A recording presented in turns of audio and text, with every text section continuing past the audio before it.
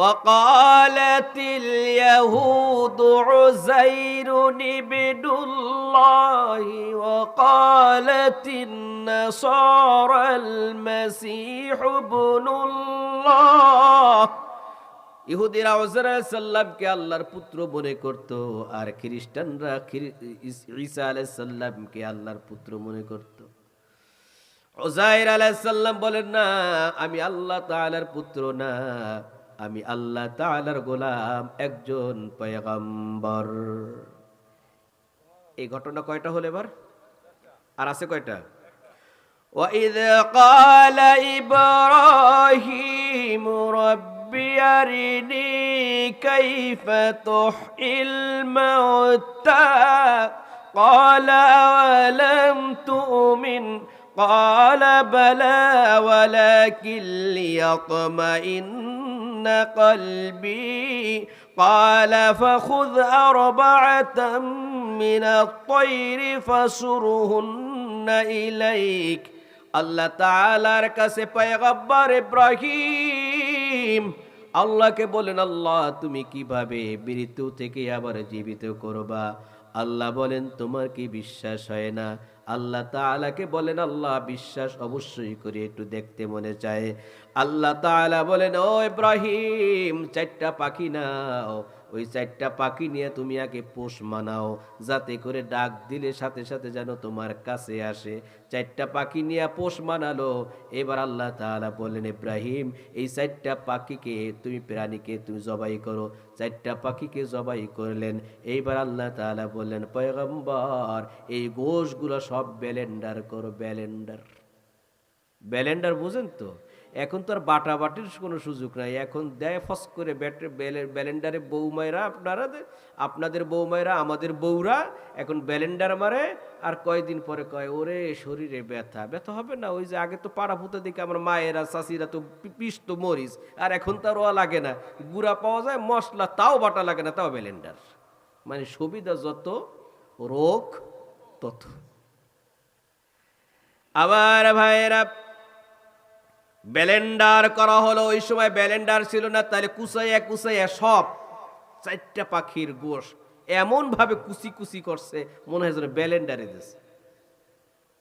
তাই কুচি কুচি করলে এবার বলেন তো, 4টা পাখির গোশ কোনটা কোন পাখির গোশ, এ কি বোঝার কোনো শক্তি আছে? এবার আল্লাহ তাআলা বলেন, এইবার 4টা ভাগ করে এই গোশগুলা 4টা পাহাড়ের উপর রেখে, মাথা হাতে রেখে তুমি এক একটা পাখির নাম ধরে ডাক দাও। আর ইব্রাহিম আলাইহিস সালাম মাথা হাতে রাখলেন, এক একটা পাখির নাম ধরে ডাক দিল। ওই গোশগুলা এবার বলেন, 4টা, একটা পাখির গোশ তো একটা পাহাড়ের উপর নাই, 4টা পাহাড়ের উপরে। ওখান থেকে গোশগুলো সব একত্রিত হয়ে, পাওগুলো সব একত্রিত হয়ে লাফাতে লাফাতে ইব্রাহিম নবীর কাছে আসলো। ইব্রাহিম নবী আলাইহিস সালাম ওই মাথাটা পাখির মাথায় ধরলো, অমনি জীবিত হয়ে পাখিটা উড়াল দিয়ে চলে গেল। আল্লাহু আকবার! এই ক্ষমতা আমার আল্লাহর আছে না নাই? এই 5টা ঘটনা উল্লেখ করে আল্লাহ জানাতে চারে, গোলাম, তুমি যখন মরবা, তোমারও দুনিয়া থেকে বিদায় নেওয়া লাগবে। বিদায় যখন নিবা, কিয়ামতের দিন আমি আল্লাহ তাআলা তোমাকেও আমি উঠাতে পারবো।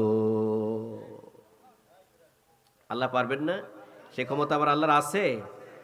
وَمَا جَعَلْنَا لِبَشَرٍ مِّن قَبْلِكَ الْخُلْدَ أَفَإِن مِّتَّ فَهُمُ الْخَالِدُونَ।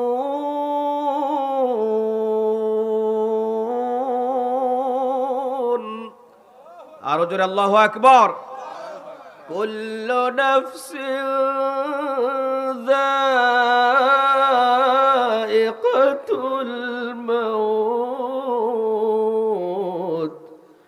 কুল্লু নাফসিন যায়িকাতুল মাউত ওয়া নাবলুকুম বিশ-শাররি ওয়াল খায়রি ফিতনাহ ওয়া ইলাইনা তুরজাউন।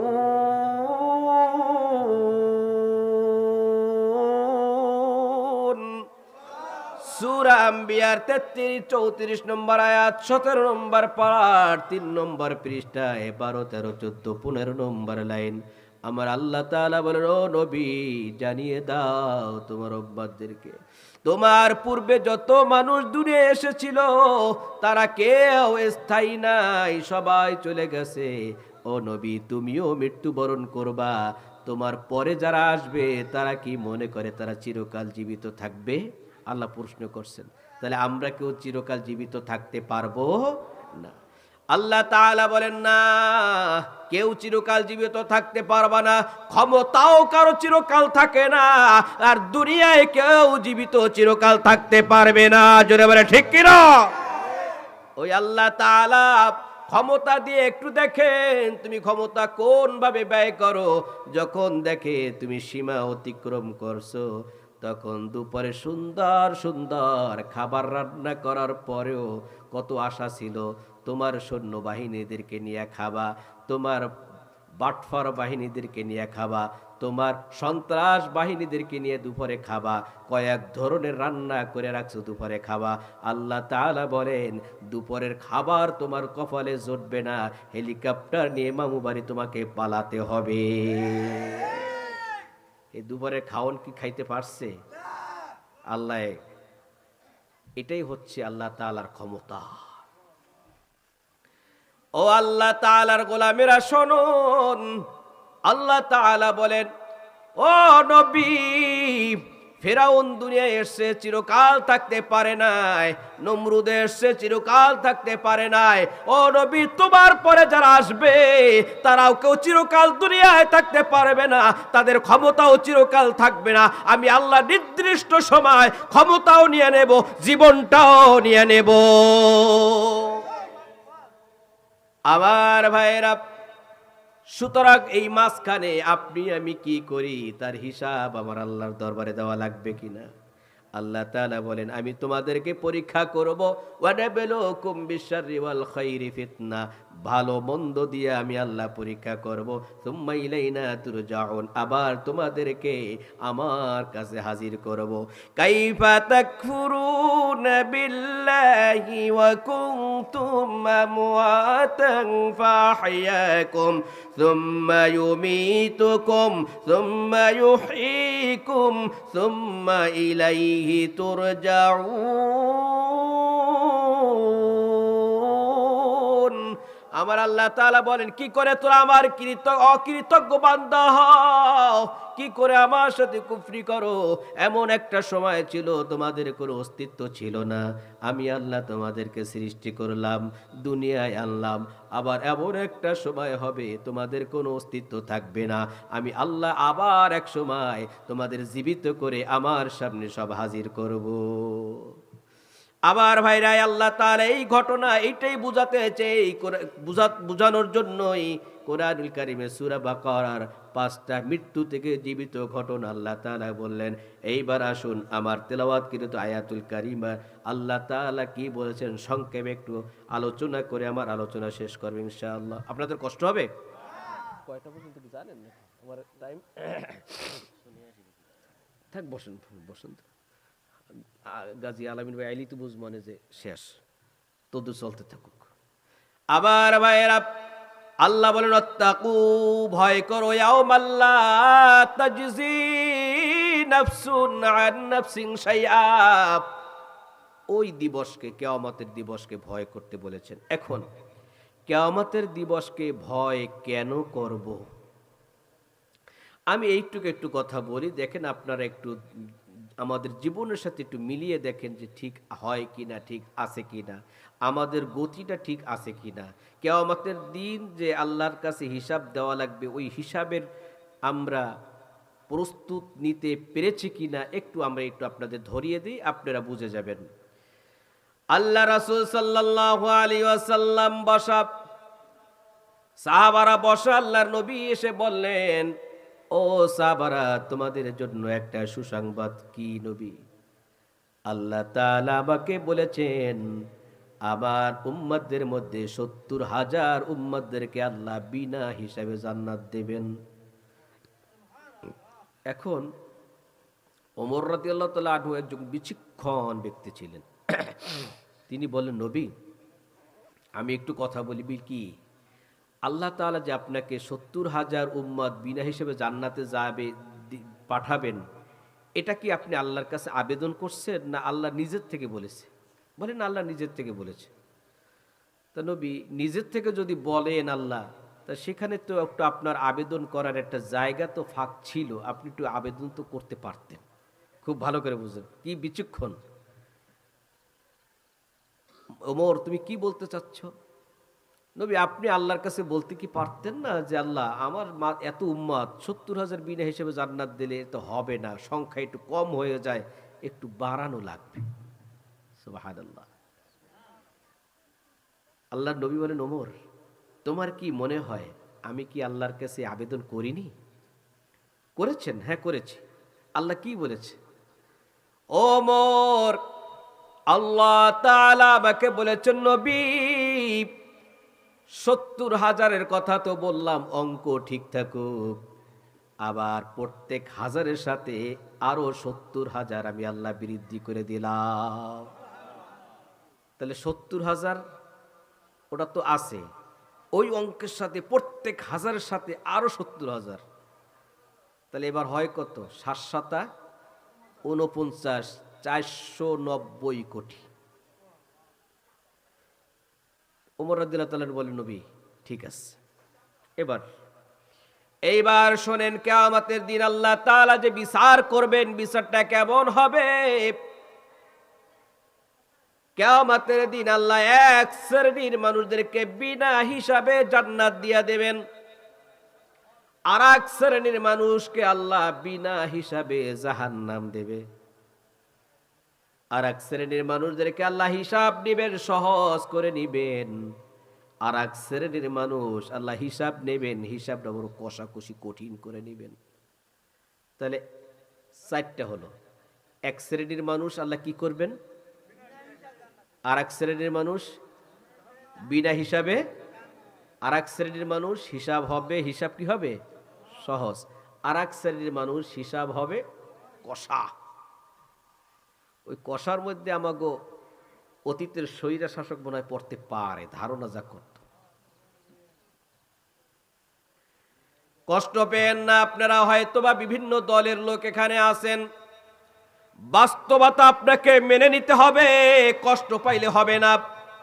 বাস্তবতা যদি মনে করেন এইটা ভুল, আপনার ওই ভুলটাকে মেনে শুধরাইয়া আপনার সঠিক রাস্তায় আসা লাগবে, ঠিক কি না?